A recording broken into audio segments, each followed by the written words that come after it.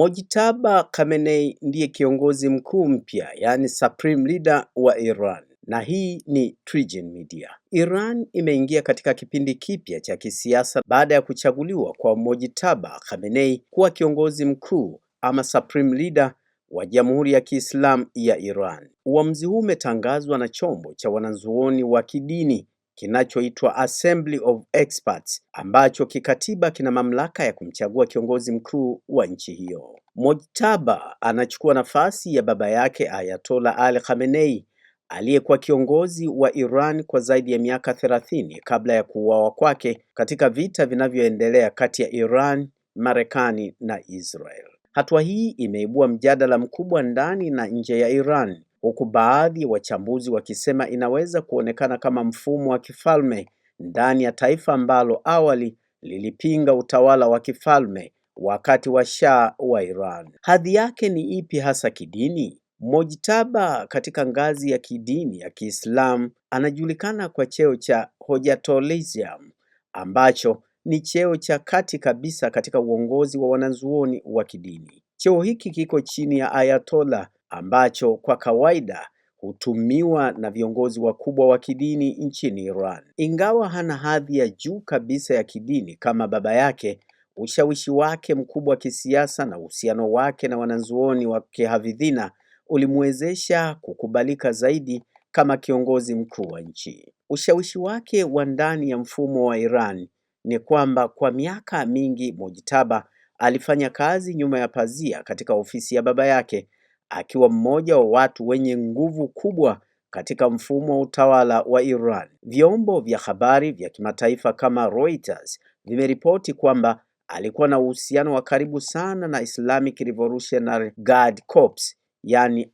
IRGC, jeshi lenye nguvu kubwa kisiasa na kijeshi nchini Iran. Uhusiano huo umechangia kwa kiasi kikubwa kwa Mojtaba kuimarisha nafasi yake ndani ya mfumo wa dola. Kabla ya kuwa kiongozi mkuu, Mojtaba Khamenei anajulikana kwa ushawishi wake katika matukio kadhaa muhimu ndani ya Iran. Moja ya mambo yanayotajwa sana ni mchango wake katika kuimarisha makundi ya kihafidhina ndani ya siasa za Iran na kusaidia kupandisha viongozi wenye msimamo mkali kama Mahmoud Ahmadinejad katika siasa za nchi hiyo. Pia alihusishwa na juhudi za serikali kudhibiti maandamano makubwa ya kisiasa yaliyotokea mwaka 2009 baada ya uchaguzi wenye utata. Ushiriki wake katika historia ya kijeshi ni kwamba ripoti kadhaa zinaeleza kwamba akiwa kijana mdogo, Mojtaba alishiriki katika hatua za mwisho wa vita vya Iran na Iraq katika miaka 1980 huko, jambo lililompa heshima ndani ya baadhi ya makundi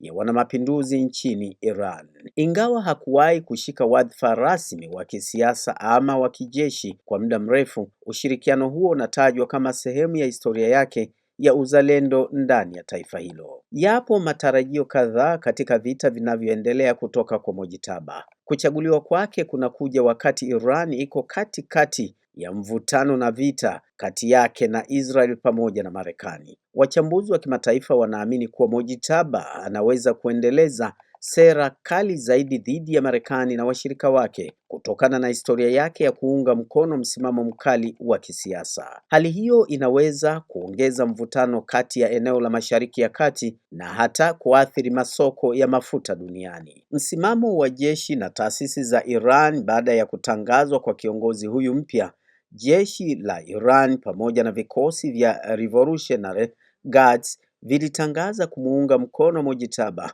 na kuahidi utii kwa uongozi wake. Hatua hiyo inaonekana kama ishara kwamba taasisi kuu za dola zinataka kudumisha uthabiti wa kisiasa wakati nchi hiyo iko katika hali ya vita na shinikizo la kimataifa. Zipo changamoto kadhaa zitakazomkabili Mojtaba Khamenei. Hata hivyo, si wote ndani ya Iran wanaomuunga mkono ama kuunga mkono uongozi wake. Baadhi ya wakosoaji wanasema kupandishwa kwake madaraka kunaweza kuashiria kuibuka kwa mfumo wa kifamilia ndani ya utawala wa Kiislamu. Aidha, vita vinavyoendelea pamoja na vikwazo vya kiuchumi kutoka nchi za Magharibi vinamkabili kama changamoto kubwa katika uongozi wake mpya. Mojtaba mustakabali wake na Iran ni upi hasa? Wachambuzi wengi wanaamini kuwa utawala wa Mojtaba Khamenei unaweza kuendeleza mkondo ule ule wa kisiasa uliowekwa na baba yake: msimamo mkali dhidi ya ushawishi wa Magharibi, kuimarisha nguvu za kijeshi na kuendelea kuunga mkono washirika wa Iran katika Mashariki ya Kati